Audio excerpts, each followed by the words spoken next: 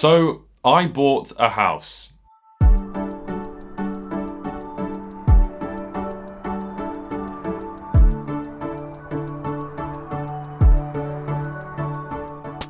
I've been wanting to buy a house for a very, very long time. We don't actually own any property in the family. I'm currently renting where I'm at, and it's £1,500 a month to rent this place.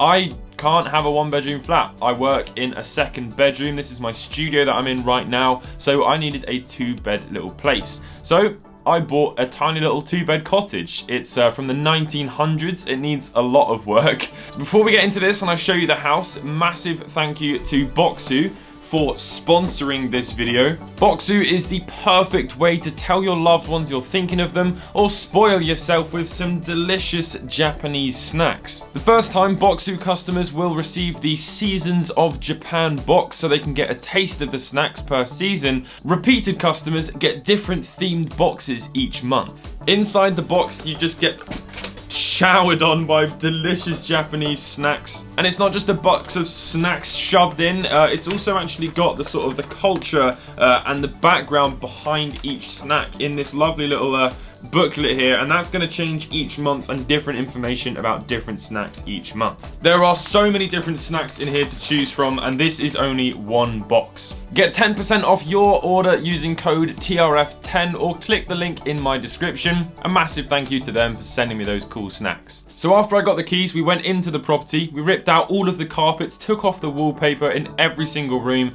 and made the place look like a blank canvas. Now at this point, you're probably thinking, well, whack some carpet on there and put some paint on the walls, and we kind of thought a similar thing would happen. We were gonna just basically make do with the lounge for now. It was more important that we got the bedroom situation sorted. So we nipped to B&Q and got some supplies, and off we went, all excited to paint our lounge.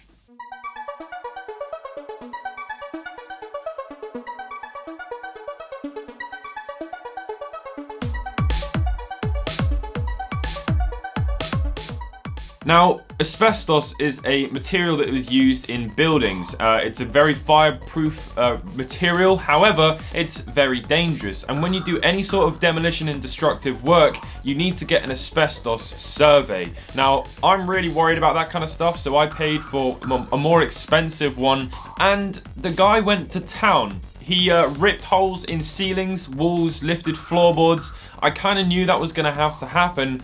I didn't expect this.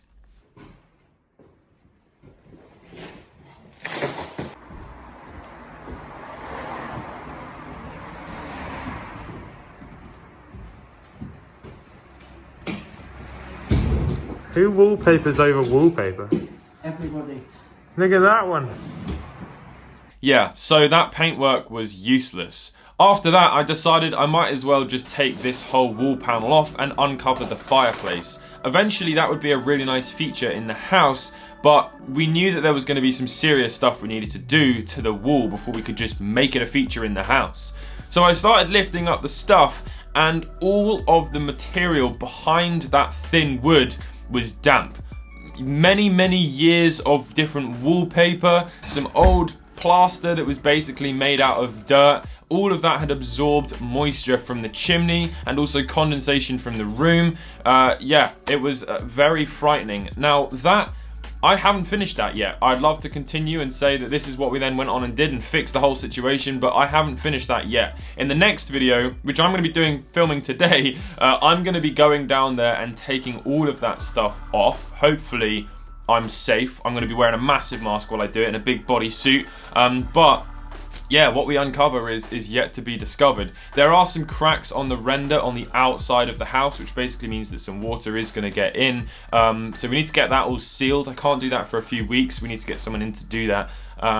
So that's pretty much where we're at right now. As I said, the builders are going to be coming in and doing the upstairs. I've just had a quote from one company come through. To give you an idea, £7,000 to rip out all of the walls, the existing walls, pull down the ceiling, put some stud framework up everywhere and insulate the ceiling, and then we need to get an electrician in, and that doesn't obviously include that cost. You then get an electrician in, you then get a plumber in, then you have to put the plasterboard on the wall, get the walls plastered, painted, whatever you want to do.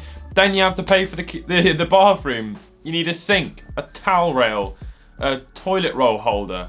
This is going to be absolutely mental. By far the biggest thing I've ever undertaken, and I'm very, very frightened. I'm really frightened. The alternative was that we got a modern one-bedroom flat.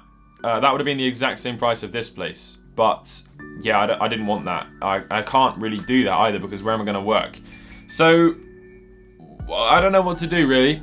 You'll notice this video is obviously sponsored. I'm going to need to start doing a couple of those. These videos, by the way, on my channel are not going to be hindered in the slightest. I've got 20 items coming from Sendico today, arriving with some mental stuff in there that I'm very excited to show you. I've also got some crazy things on these shelves, some prototype stuff up there that I haven't shown you yet because I've been in house restoration mode, but we're going to be sticking to regular uploads, a couple of videos a week, whilst all of this is going on. If you support me on Patreon, huge thank you to you guys. I noticed I put out a couple of tweets and I saw a few more Patreons coming in, and that means the world to me to have that support there. Not just the money, but just the fact that people actually want to do that. It's a really motivating, heartwarming thing. So huge thank you to all of you. I'm very frightened. It's a huge thing to be doing, especially at 22. I don't have all the money in the world. I've got a very small budget to do this. So yeah. Thank you very much for watching, and I'll see you all in the next one. Goodbye.